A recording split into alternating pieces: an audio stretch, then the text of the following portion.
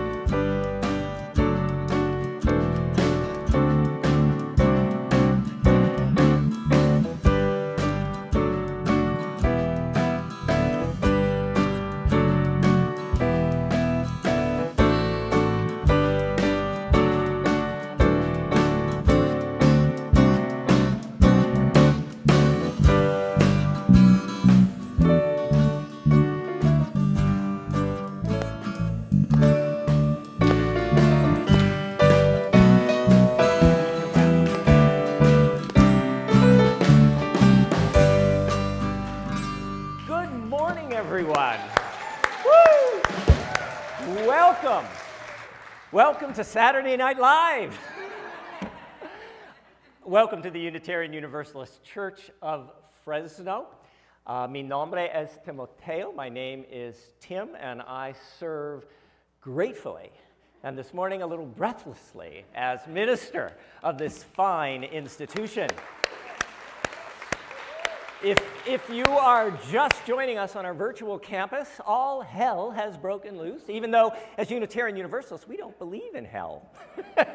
But it is live on Alluvial Ave today. We have some major technical difficulties if you're just joining us, which means none of our video, which was scheduled throughout the service today, will be able to play.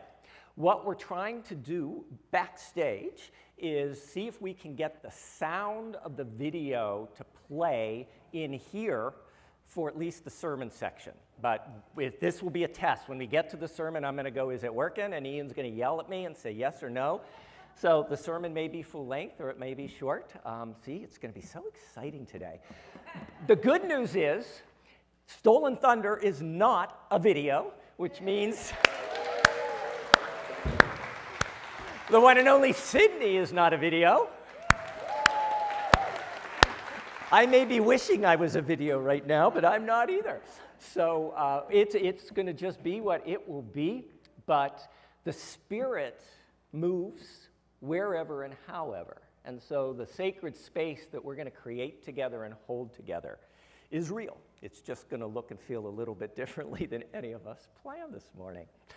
So you are welcome at the Unitarian Universalist Church of Fresno congregation with or without disabilities. You're welcome no matter your age, race, cultural background. You're welcome no matter your gender, gender identity, or sexual orientation. You are welcome with or without documentation. No one is illegal at the Unitarian Universalist Church of Fresno. Part of what we do is create community, and that means virtually online, you create community through your chat box, so you can wish each other good morning. If you're brand new to joining us in our live stream, maybe say that in the chat box as well. And that means here on campus, in a way that feels right to you, I invite you to take about 30 seconds or so to say good morning to each other.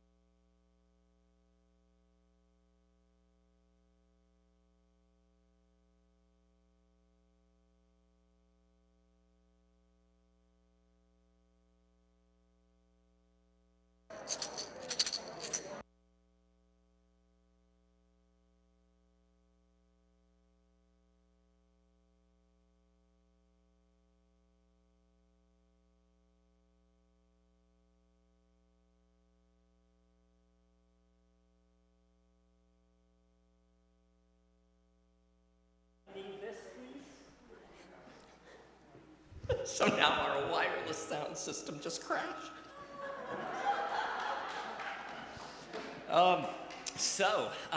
Hello again. Welcome again. We are going to begin the service now without wireless sound, without video, but we have one another, and that's all that really matters. In a moment, when I put the microphone down, the sound of the tingsha will usher us into a moment of shared silence, and then the profound wisdom of Sydney.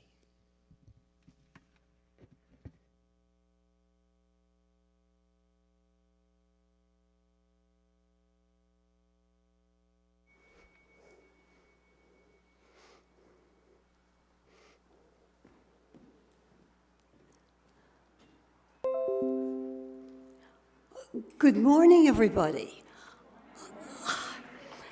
This is so exciting. What can be more exciting than improv, right? I'm Sydney Story, and as a member of the worship arts team, it is my pleasure to assist Reverend Tim in our service this morning. As we prepare to light the chalice, we remember once again that we are one church, one congregation, in many places. Wherever you are, online or on the Alluvial Avenue campus, the space becomes sacred by our loving intent to join together. If you're on our virtual campus and have convenient access to a chalice or candle, you might like to participate by lighting it in your private, sacred space. As Reverend Tim lights the chalice here on Alluvial Avenue, let us think together about the rich and profound meanings this symbol of our faith offers us. We can think of the chalice as a symbol of reason, of hope, of commitment, of openness, of connection, of community, of energies, of love, and many other possibilities. We are lighting the chalice this morning for our openness to new understandings of the exhilarating diversities which exist among us. Please rise in body and spirit, and join together in singing our song of praise, Spirit of Life. If you're here on Alluvial Avenue and are not vaccinated, we gently request that you sing in the privacy of your own hearts.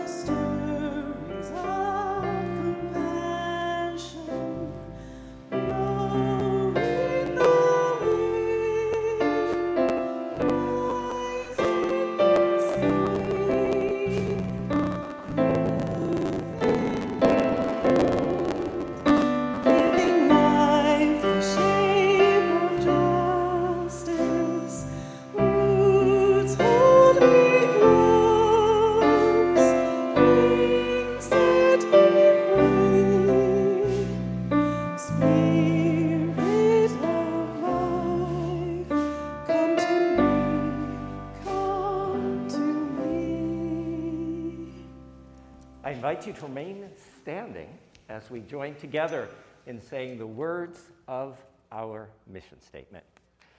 La misión de la Unitaria Universalista de Fresno es amar inclusivamente, crecer espiritualmente, servir con gratitud y trabajar por la justicia.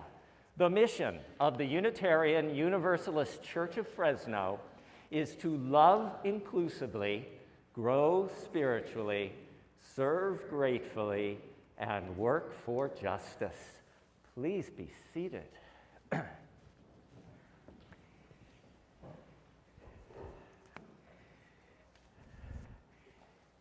And we could begin the gentle underscoring. About our breath, Mary Oliver, beloved poet and natural mystic, writes, listen, are you breathing just a little and calling it a life? In that spirit, to breathe a bit more fully, I invite us to take a breath in, and as we do so, we breathe in peace, we hold the moment, we breathe out love. And again, breathing in peace, we hold the moment, we breathe out love. One more time, we breathe in peace, we hold a moment, we breathe out love, amor. As we continue breathing together in this sanctuary created by our breath, by our bodies, by our beating hearts, but most of all by our true desire to be connected as a community. Allow that breath to carry us back over the last week, the last 7 days of our living. The question, where in the last week did you see, hear, or experience beauty?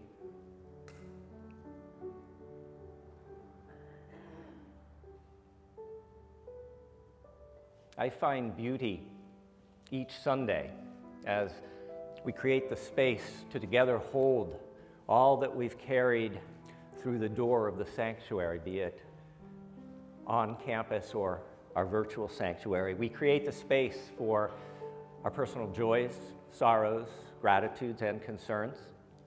If there's something you would like to share this morning on the virtual campus, I invite you to type that now into the chat box so that you may share that and others may hold that with you and for you.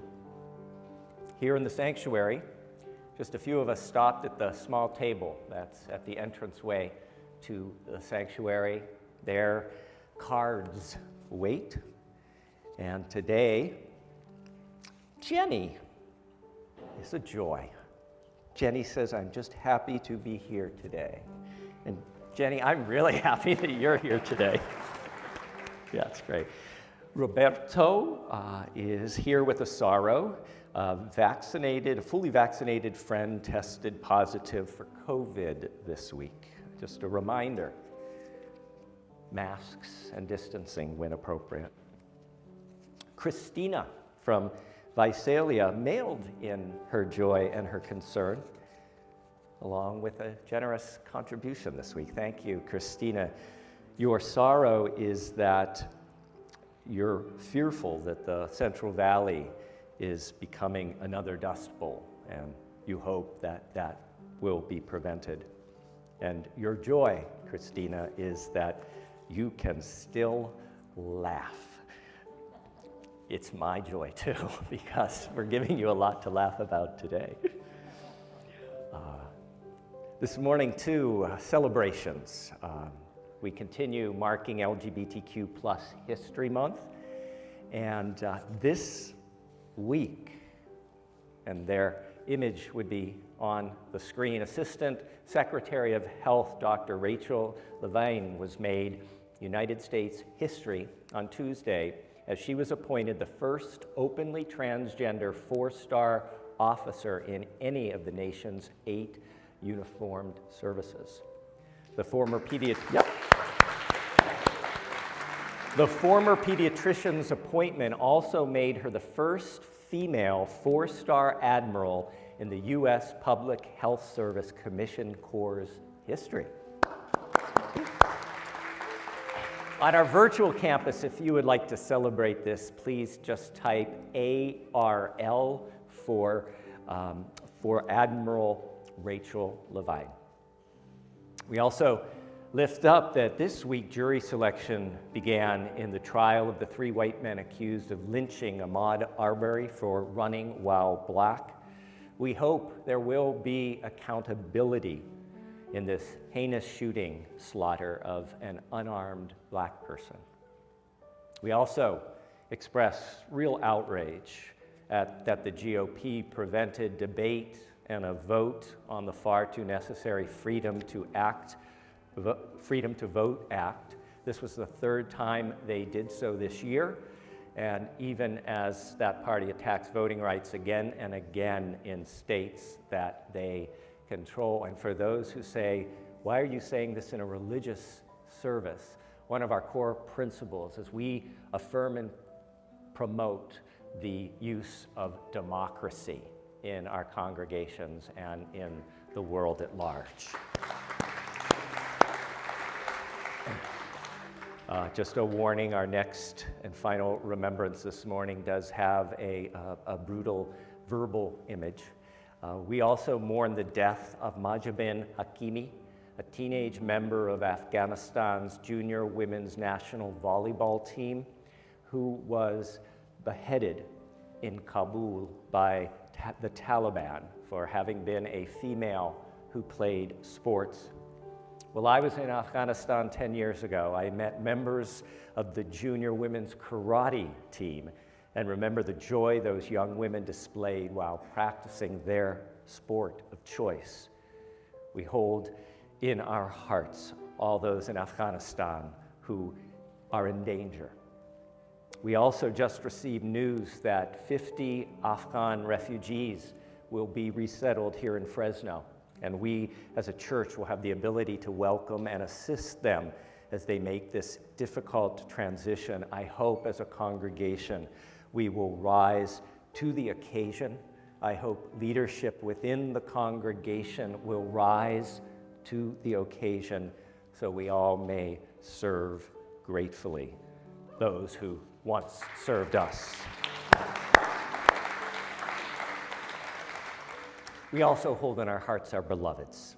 Glenda R., Pat M., Babs E., Rita T., who continues recovering from surgery, Robin G., who continues in hospice care, Al G., Bill N. Also this morning we lift up Bernadette P., who tested positive for COVID despite being fully vaccinated. She just tested positive yesterday. She sends her love and wants to remind everyone, wear a mask. She wore a mask and was fully vaccinated, and she has COVID.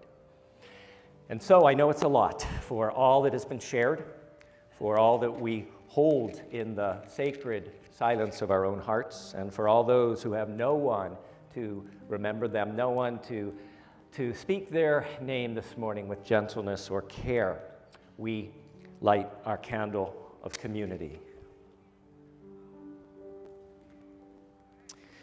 We light a second candle for the 4.95 million citizens of this planet who have lost their lives in the pandemic, 756,000 of whom were U.S. citizens. Our call to meditation is voice, still, and small. Like Kenya Vos, we don't have the lyrics, but we have Jenny to lead us.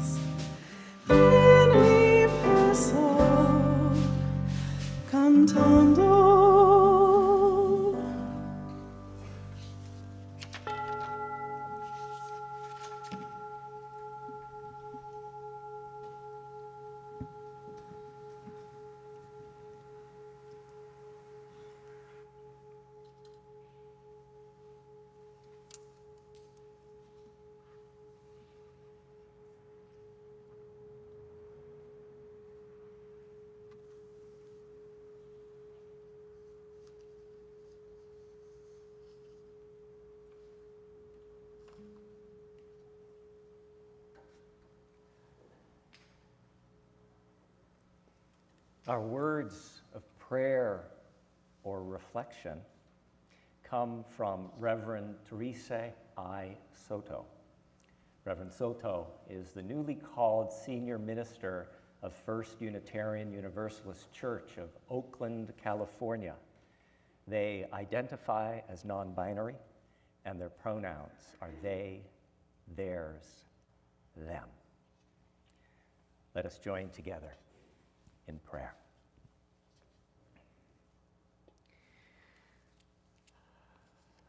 Spirit of life, fuente de amor, name beyond knowing, source of wonder and mystery, some of us call God, goddess, or the divine. In this community, we hold hope close.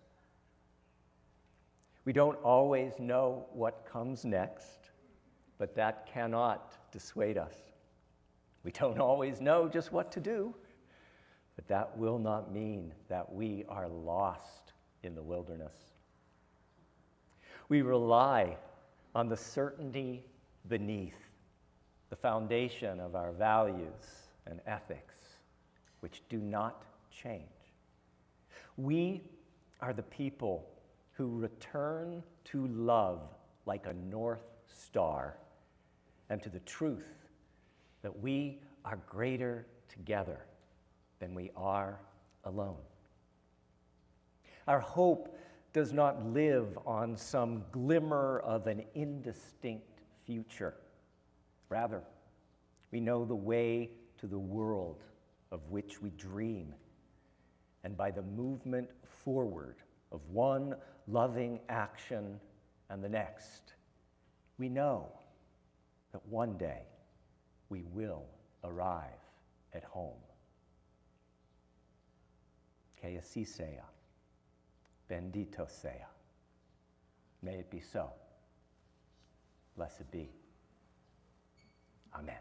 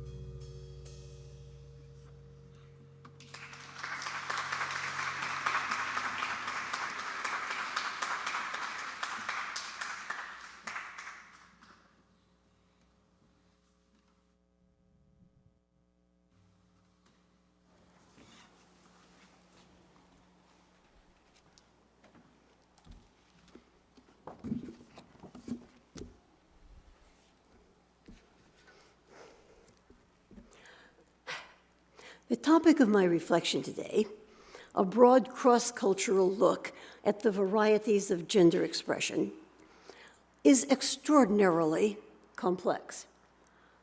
Depend upon an anthropologist, which is what I am, to make everything more complicated by introducing into the mix a variety of cultures that most people do not know about or do not consider. Although dichotomies of gender expression have become the battlegrounds of identity, discrimination, and exploitation in Western Euro-American culture, do other cultures see the world in the same way? After the requirements of reproduction have been met, variability exists in the expectations for male and female behavior and in how people who deviate from those expectations are treated. Are they ignored, noticed and accepted, celebrated? Are religious explanations offered? Spirit possession, reincarnation, or two-spirit concepts, as in parts of native North America? Are provisions made for the participation of non-conforming individuals? Spirit possession and reincarnation beliefs accomplish that, as does tree marriage in Africa.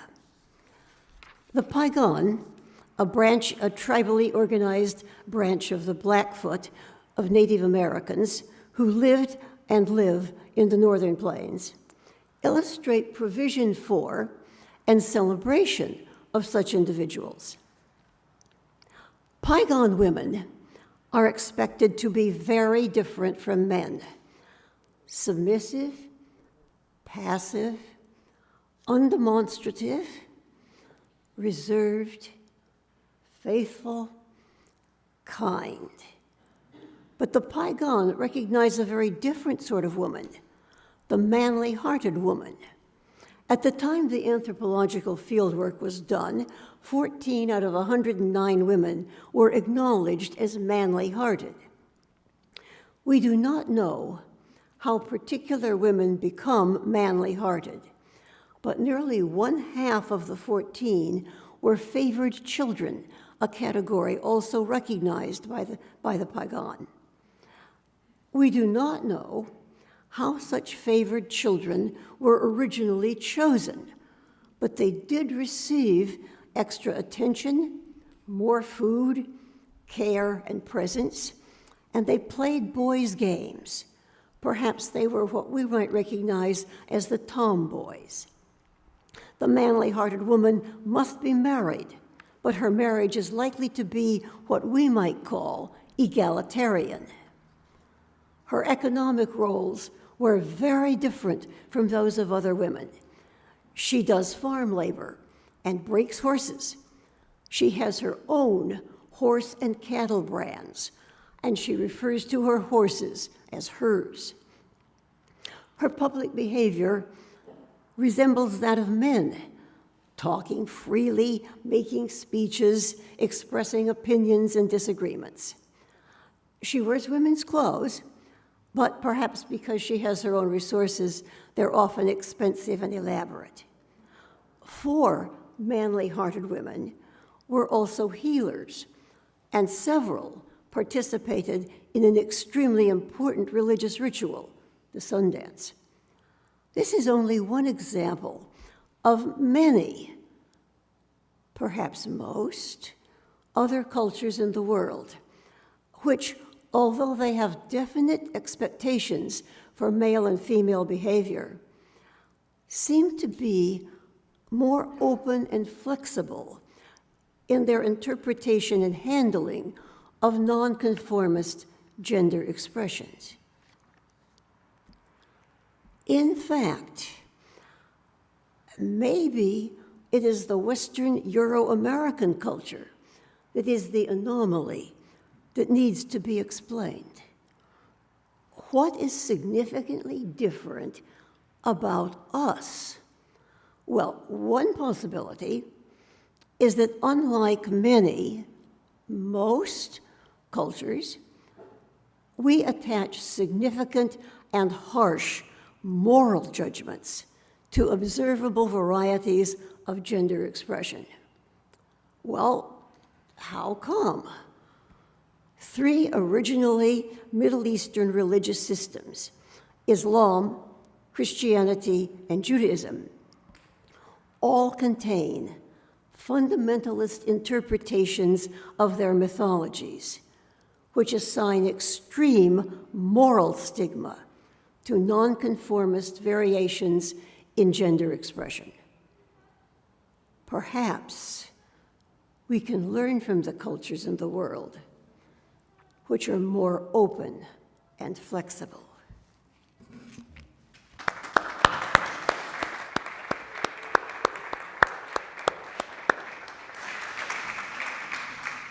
It's really great having Sydney back on the chancel after a year and a half.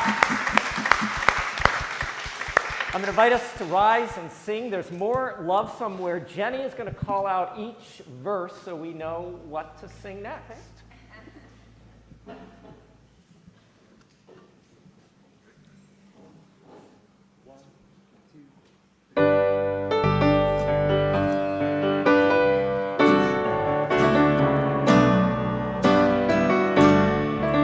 There is more love somewhere.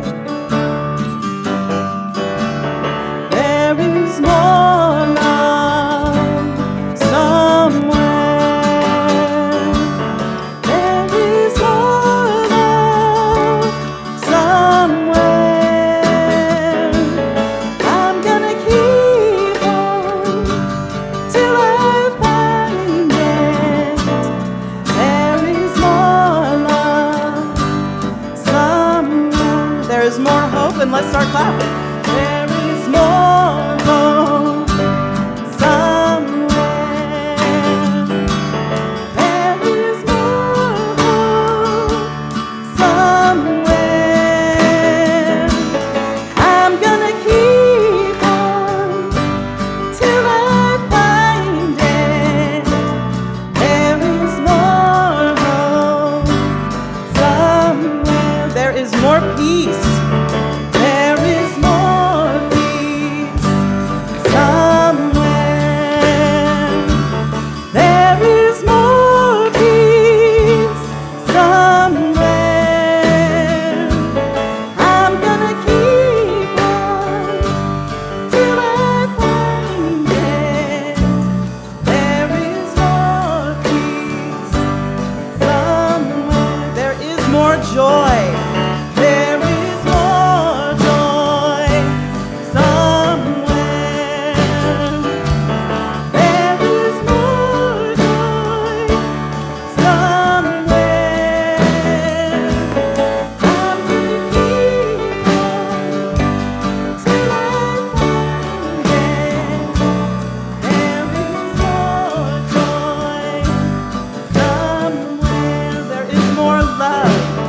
There is more love somewhere. There is more love somewhere. I'm gonna keep on till I find it.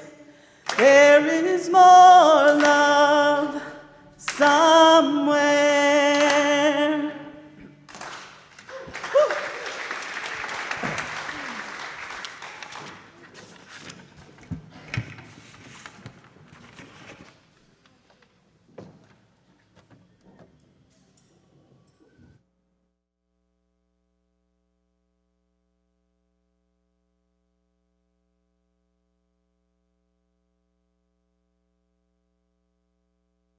Bit, I have to go back to see if my wireless will connect with the sound system again.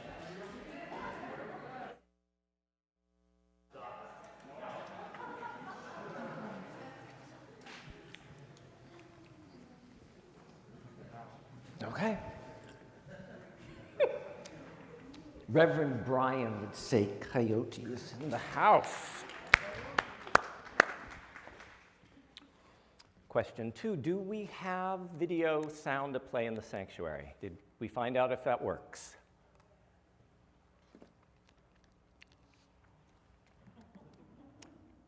David? Okay, we do. Okay, great. Okay, fantastic. It's not vodka.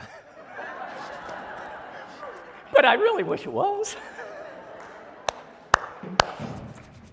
Yes, thank you. So I should say, I think on the virtual campus, they're going to get all kinds of wonderful slides. You stuck looking at me. Gender 101, or Beyond Binary. I grew up at a time when the cultural and religious norm regarding gender was binary, which means there were only two options when it came to gender: girl, boy, woman, man, female, male. Did anybody else here grow up in that framework as well? No? Okay. Within that binary, there were strict gender rules that define what it means to be a real woman and a real man. Those norms were, of course, defined mostly by men, usually as a way to control and devalue anybody who wasn't male. To step outside these rigid binary norms was to immediately be seen as other. So, a male who presented in a way that some felt expressed femininity was considered other, sissy, and less than male.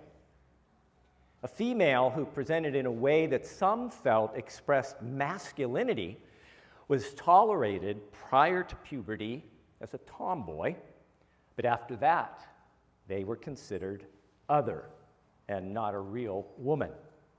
And of course, the real woman was still less than male, as males ruled the roost. This narrow understanding of gender gave no space for anyone who didn't fit into this binary construction of gender. Chella Mann, a popular author, artist, actor, and YouTube sensation, writes, "If I had been born during any other era, my story would be different. The world would not be ready to understand with open hearts and minds. To this day, many still choose not to. But whether they choose ignorance or empathy is up to them. My story will still be here. It will never be erased. It begins and remains with a revelation. All of who I am lies on a continuum. My identity cannot be encompassed by a single term. My ethnicity, I'm biracial. I'm both Jewish and Chinese. My gender, I exist outside the binary of boy and girl. My disability, I am deaf, with access to some sound through 2 cochlear implants."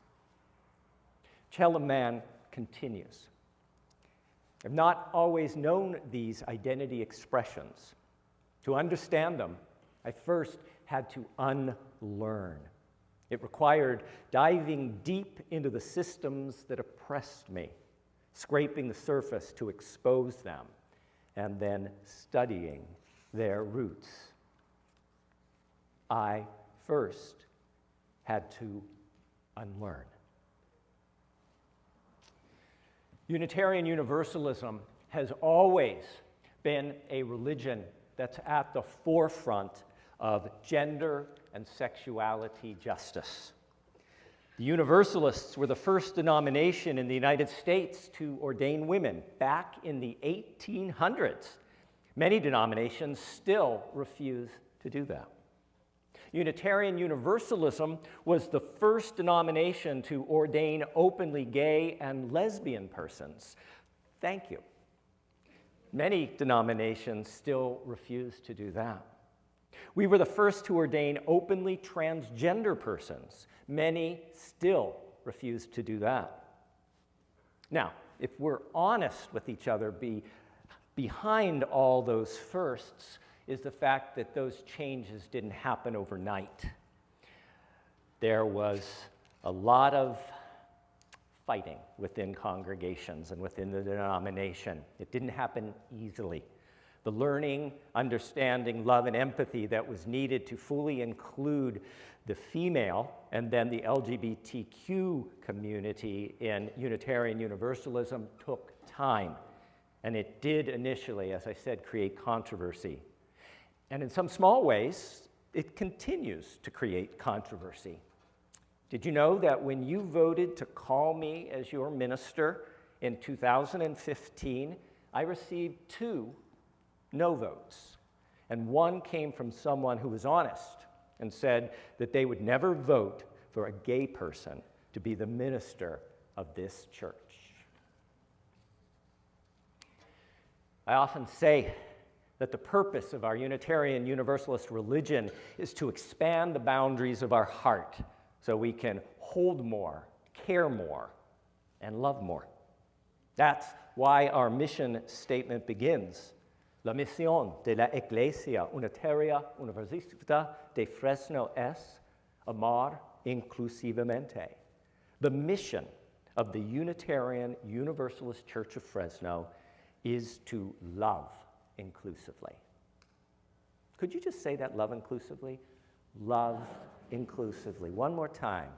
Love inclusively. We believe that loving inclusively is a core value of our Unitarian Universalist faith, a faith that cries out, and I love this, whoever you are, whatever you are, wherever you are in your journey, we bid you welcome. You are welcome here. Could you say that? You are welcome here. You are welcome here. One more time with some gusto. You are welcome here. As Unitarian Universalists, we are in the midst of growing our understanding and expanding the boundaries of our hearts yet again, so that we can truly welcome and celebrate persons who identify with a range of gender possibilities. We're expanding the boundaries of our hearts to welcome those who identify as non-binary or gender fluid.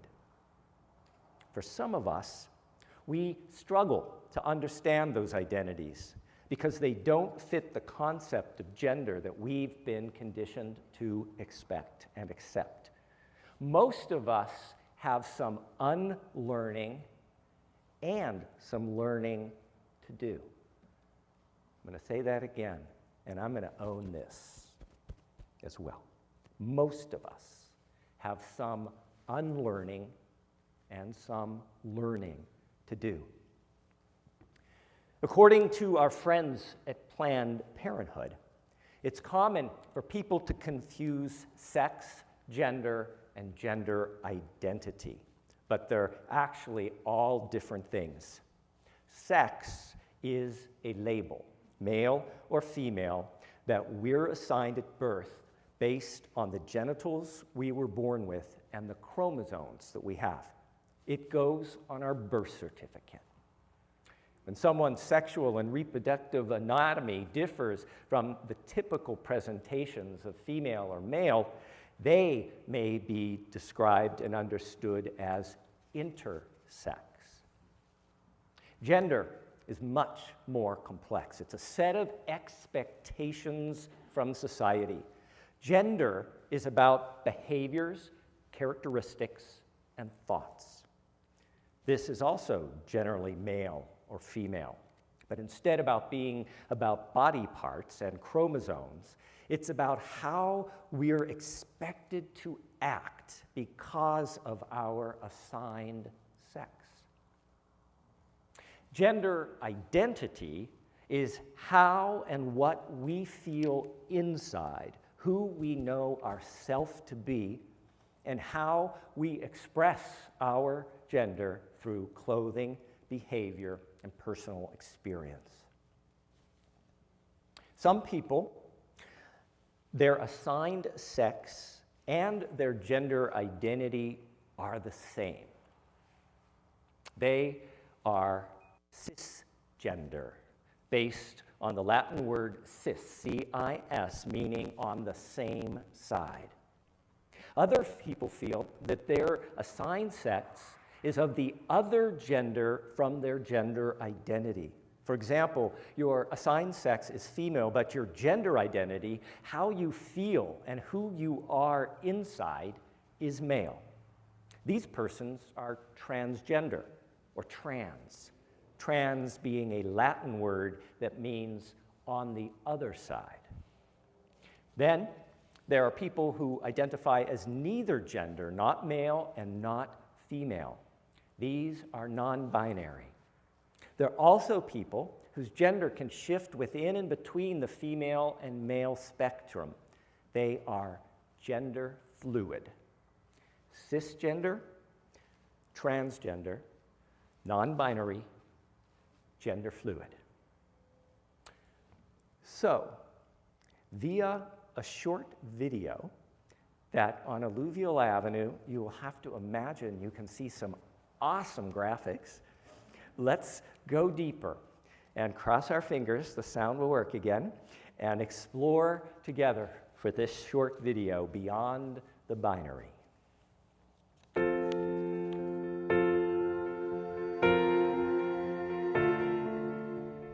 What does non-binary mean? Today, especially in Western society, most people still understand gender as a binary characteristic, meaning a characteristic that has only two distinct options, male or female. Throughout history, many non-Western cultures have been more comfortable and accepting of gender outside of the binary, and many of these societies have long recognized more than two genders. We know that for as long as we've had human culture, we've had multiple instances of transgender identity. We have the two-spirit tradition in a lot of Native American cultures, and the Hijra, who are actually legally recognized as a third sex in India. So this is not something new and modern. This is something that has been going on for quite some time. More recently, in the Western world, teachers, scientists, and medical professionals are also beginning to understand gender identity as a characteristic that exists across a spectrum. And with this shift, we're beginning to gain a better understanding of non-binary gender identities as well. So then there's a host of names, that's growing on a daily basis. Some of them that you might hear might be something like agender, meaning they identify with no gender, or bigender, meaning they identify as both. A common one that's coming up is gender fluid, meaning sometimes they feel a shift between the genders. Like transgender individuals, people who identify as non-binary have a gender identity that diverges from their sex assigned at birth. But instead of identifying as male or female, their gender exists outside of the two boxes that are narrowly defined by the standard binary. Children who express a non-binary gender identity may not identify strongly as either male or female. They may feel they identify as a blend of both or neither. Non-binary individuals are often considered to be a subset of the transgender community, but many of them have unique needs beyond those of trans boys or trans girls. One of these considerations is the importance of language. In English, we use a lot of gendered terms like brother or sister, which could make a non-binary person uncomfortable because these words misrepresent their gender. Instead, we could use non-gendered terms like sibling or parent. The concept of gender identity as a spectrum that goes beyond male and female is sometimes harder for people to understand and accept. We still live in a world where we learn early on to categorize things as a way of understanding them. What I would say is that, for most of us, for the vast majority of people, the sex we are assigned at birth and the hormones that we experience through puberty matches very closely with our own gender identity. And for most of us, this is not even something that is going to come to mind. But for a small set of individuals, and this has happened for as long as we've had a human culture, right? These individuals, their gender identity does not match with the sex assigned at birth. Maybe because they identify as the opposite gender, but sometimes because they identify somewhere along a gender spectrum. By allowing our children to describe and express themselves in ways that reflect their most authentic selves, instead of forcing them to fit into two pre-existing categories, we may actually be creating an environment that's better set up to celebrate the beautiful uniqueness of each and every child. Here at the Unitarian Universalist Church of Fresno, we want to cultivate an environment that celebrates the beautiful uniqueness of each and every person. In order to do this, we need to understand the experiences and lived reality of non-binary and gender-fluid people. We need to know we can't assume a person's gender identity just by someone's appearance. We need to remember that pronouns matter. Not everyone is she, her, hers, or he, him, his. There are those of us who prefer their, them, theirs, or prefer that we use only their name instead of pronouns. For instance, if Sydney was non-binary or gender fluid, instead of saying, "Sydney is awesome, I love when she is a worship associate," we might say, "Sydney is awesome, I love when they are a worship associate." Or, "Sydney is awesome." Sydney is awesome, isn't she? "Sydney is awesome. I love when Sydney is worship associate." It's really pretty simple. Imagine how we might feel if we were called something or someone that we were not. And if we're not sure, just ask, what are your preferred pronouns? You're not going to insult anybody. In fact, they're probably going to be pretty impressed you asked. What are your preferred pronouns? If we're using Zoom, as some of us will for our fall congregational meeting, you could put your own pronouns next to your name. You will be signaling that you are sensitive to the fact that gender exists beyond the binary, and you're not assuming that everyone is binary. You'll be signaling that you are trying to be inclusive, caring, and open-hearted. No one person can speak for anyone except themselves. But I'd like you to meet Luxander. Online, you will meet Luxander in voice and body here at Alluvial Ave. Just picture this awesome young person who is so comfortable in their identity, comfortable in their own skin, comfortable in whom they know themselves to be. Luxander invites us to better understand their life beyond the binary.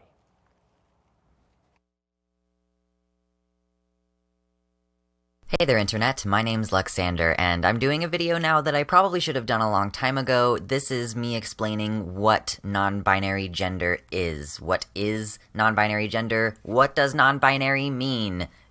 Answers at 11. I'm making this video partially because I just realized that I don't have a resource of my own to send to family members or friends who are unfamiliar with the concept of non-binary gender if I don't feel like explaining it all every single time I need to explain it. I should have a video to refer back to, so I'm creating this so that I can explain it in a simple way, and hopefully other people who need to send it to people to have them come to a better understanding can use this as a resource for that purpose. What does it mean when someone says that they are non-binary? let's look at the term non-binary and see what the context is for that word. We use the term non-binary while we're discussing people's gender, their internal sense of how their feelings about their gender match up or don't match up with their physiological prescribed sex. Generally, in the society that we live in the United States, gender is considered to be binary. You are either a man or you are a woman. So the term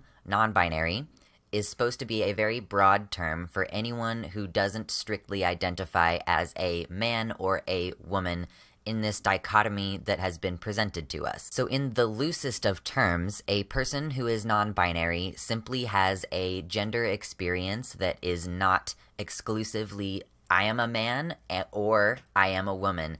It could be that they feel some mixture of the two, or sort of between them or outside of that context. Like, I feel that my gender is kind of outside of that context of, oh, am I a male or am I female? But different non-binary people feel differently about their gender, and they sometimes change the way they feel about their gender over time, and no one non-binary person has the same experience.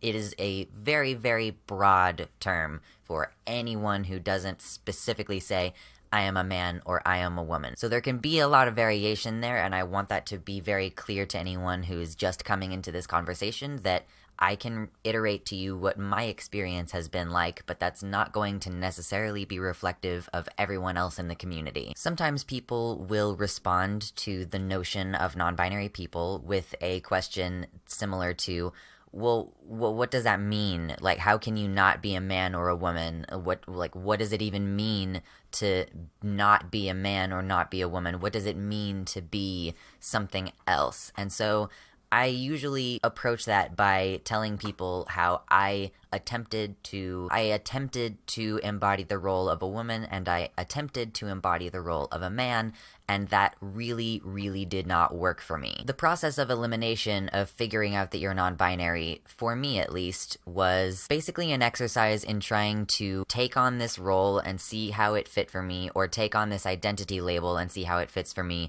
and then going through a process of just narrowing it down because there wasn't a good place for me in a binary set of gender. I tried to fit in the role of womanhood, and that includes being gender non-conforming woman. I tried that, and I also, when I first realized that I had gender feelings, I thought that I was a binary trans man because I didn't know what non-binary was, and I tried out that role and those pronouns, and that also didn't really feel very nice to me, even being a gender non-conforming man. I experience a decent amount of social dysphoria. So dysphoria is when there is a conflict between the internal feeling that you have and what is going on outside of that internal feeling. So social dysphoria is, I know what I identify as, but sometimes when people see me, they address me differently, and that causes me distress, a medical diagnosis level of distress. That's what dysphoria is.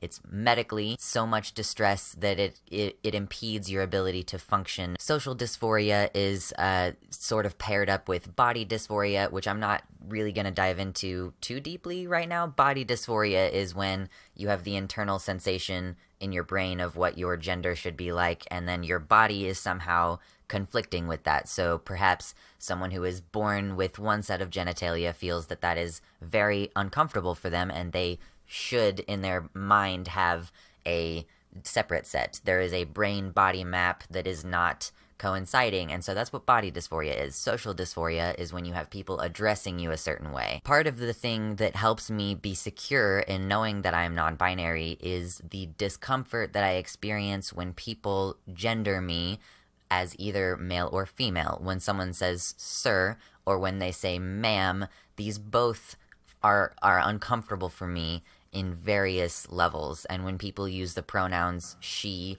or he, those also cause me a decent amount of discomfort. And so I go by the pronouns they, them. Or if you're feeling adventurous, you can try out the Spivak pronouns am, er. I actually like those a lot better. I'm not getting into that too deeply right now. Also, I find that attempting to inhabit a role as male or female, or as man or woman in the current way that we understand it, even with the allowances for gender nonconformity, those things really do not work for me. They cause me discomfort, they cause me pain.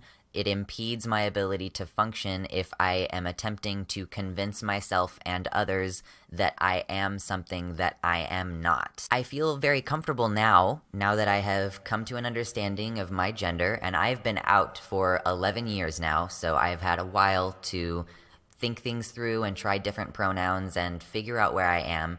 And for me, and for many other non-binary people, it is so much more comfortable to embrace the feeling and the knowing that you are non-binary, and then from there saying, I can dress however I want, I can wear makeup if I want, or I can wear plaid if I want.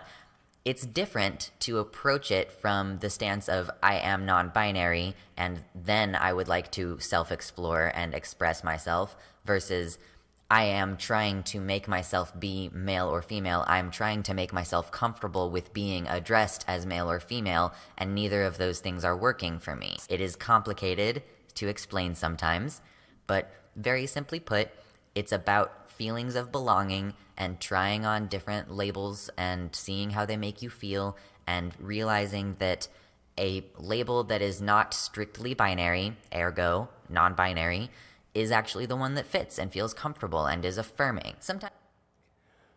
Luxander reminds us about the importance of being invited to feel like you belong, the importance of communities of love and support that can help create feelings of belonging. It is important for us to signal that Unitarian Universalism offers a community that wants to and is learning how to love and support non-binary and gender-fluid persons. That we want to be a place where everyone can feel like they belong.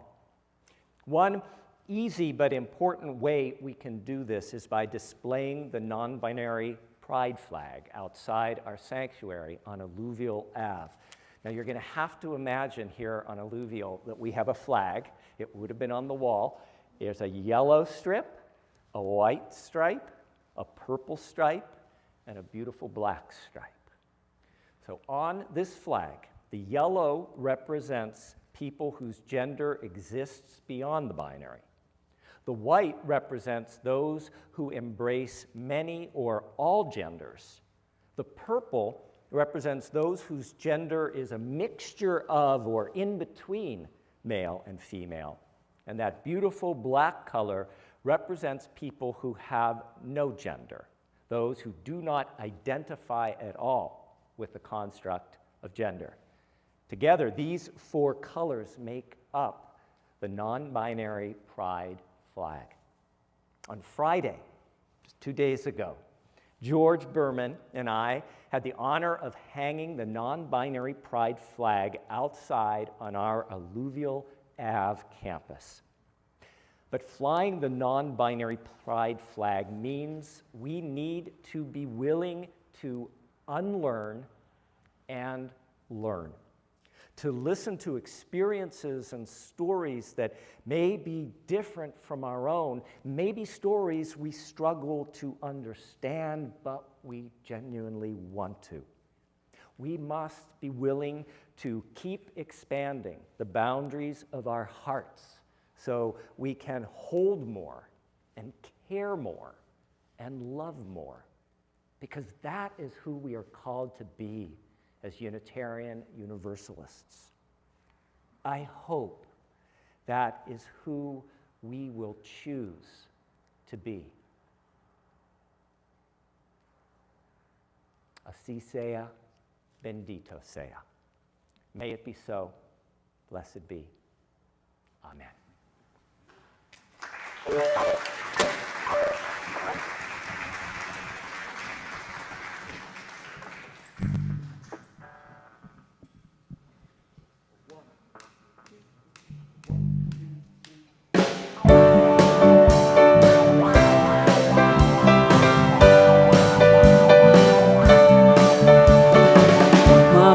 Told me when I was young, we are all born superstars. She rolled my hair, put my lipstick on, in the glass of her boudoir. There's nothing wrong with loving who you are, she said, 'cause you were made perfect, babe. So hold your head up, girl, and you'll go far. Listen to me when I say I'm beautiful in my way, 'cause God makes no mistakes. I'm on the right track, baby, I was born this way. Don't hide yourself in regret, just love yourself in your set. I'm on the right track, baby, I was born this way. There ain't no other way, baby, I was born this way. Baby, I was born this way. There ain't no other way, baby, I was born on the right track. Baby, I was born this way. Come on, y'all. Let's have some dancing.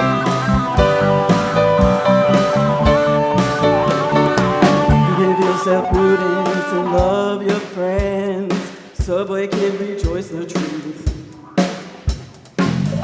The religion of the insecure. I must be myself, respect my youth. Fluid gender is not a sin, no matter what skin you're in. I love my life and I love this song. I'm beautiful in my way, 'cause God makes no mistakes. I'm on the right track, baby, I was born this way. Don't hide yourself in regret, just love yourself in your set. I'm on the right track, baby, I was born this way. There ain't no other way, baby, I was born this way. Baby, I was born this way. There ain't no other way, baby, I was born. I'm on the right track, baby, I was born this way.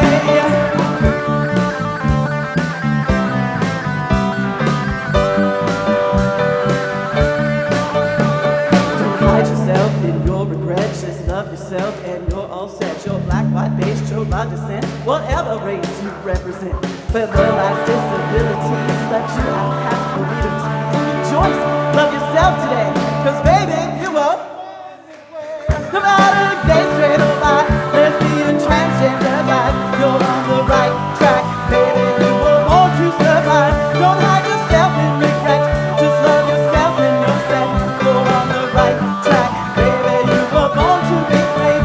I'm beautiful in my way, 'cause God makes no mistakes. I'm on the right track, baby, I was born this way. Don't hide yourself in regret, just love yourself in your set. I'm on the right track, baby, I was born this way.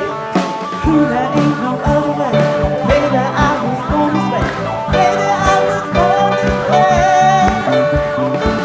There ain't no other way, baby, I was born. I'm on the right track, baby, I was born this way. I'm beautiful in my way, 'cause God makes no mistakes. On the right track, baby, I was born this way. Don't hide yourself in regret, just love yourself in your set. I'm on the right track, baby, I was born this way. Woo!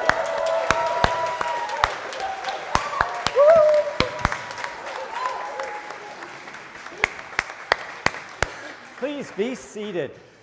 I have to say, as I was standing up there watching all of you dancing, I just had this flash of myself at 16 sitting in church.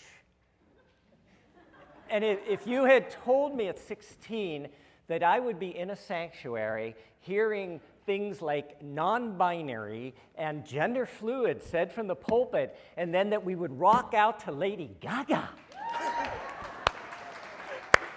I would have told you you were wacky. So I want this place to continue to be here. I want Alluvial Ave to be able to rock on and rock out. I want our virtual campus to be able to rock on in their homes safe and secure. In order to do that, dear ones, we need more than our love and our energy and our hand clapping. We need your financial support.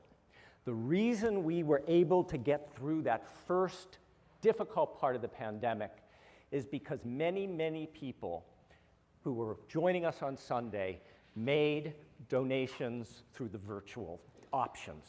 And these were above and beyond the pledge.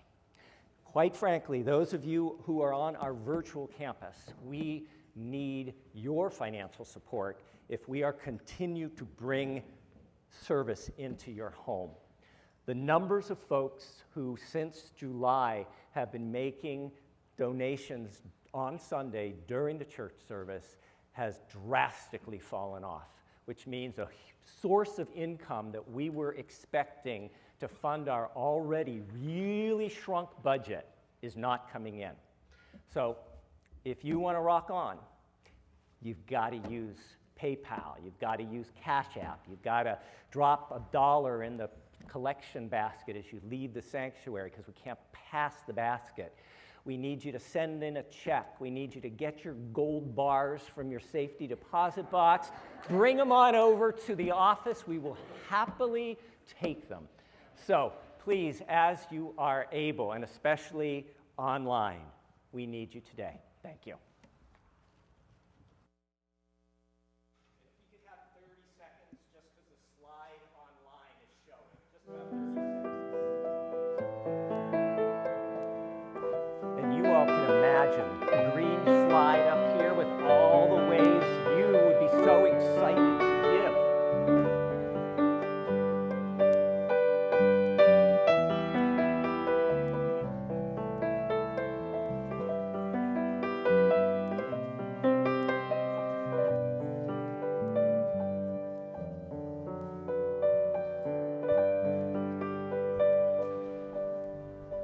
Let's welcome Sydney back to the pulpit.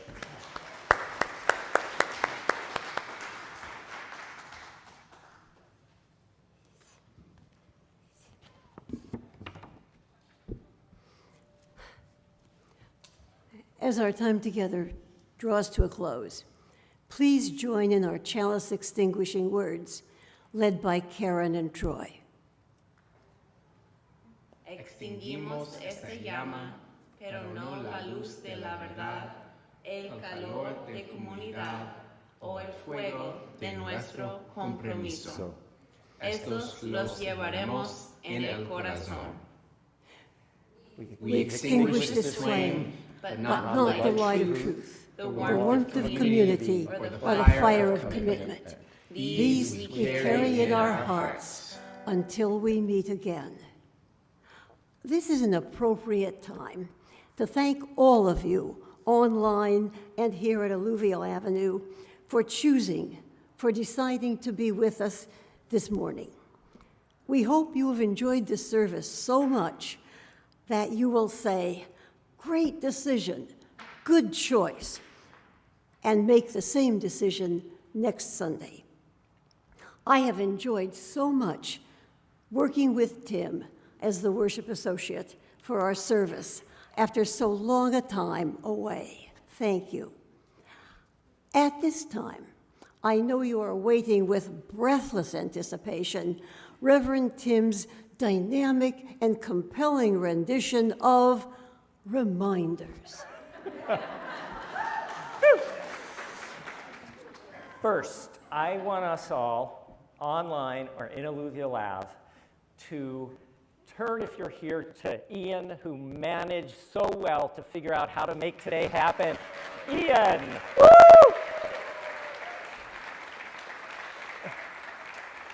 I think he lost 10 years of his life today.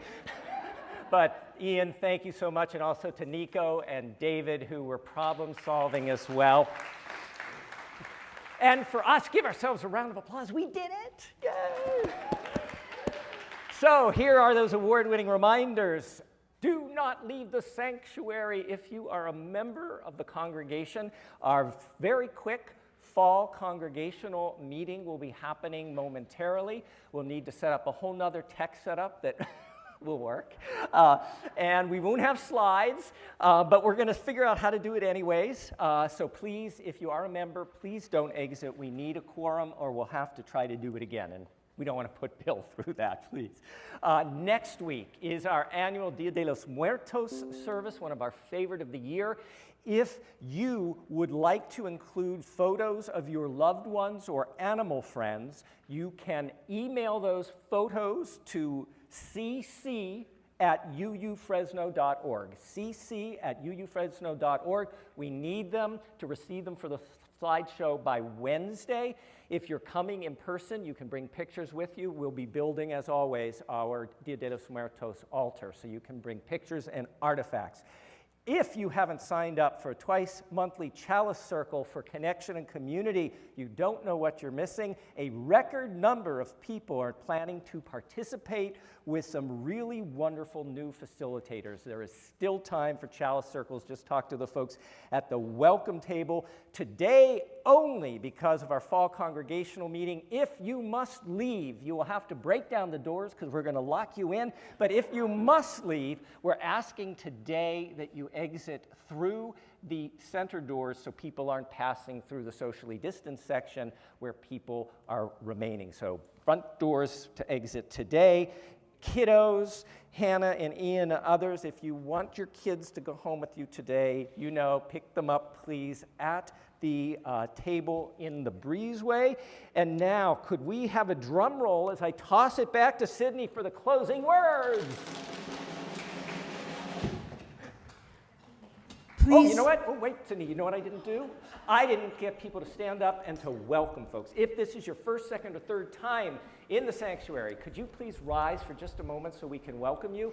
We won't leave you standing alone for long. Anybody here for the first, second, or third time? I didn't think so. Okay, let's pretend there were hundreds and let's stand with them as Sydney, closing words. Please place your hands on your heart. And as you listen to the closing words, in your imagination, sense, wherever you are, the love and support we offer for each other. Take courage, friends.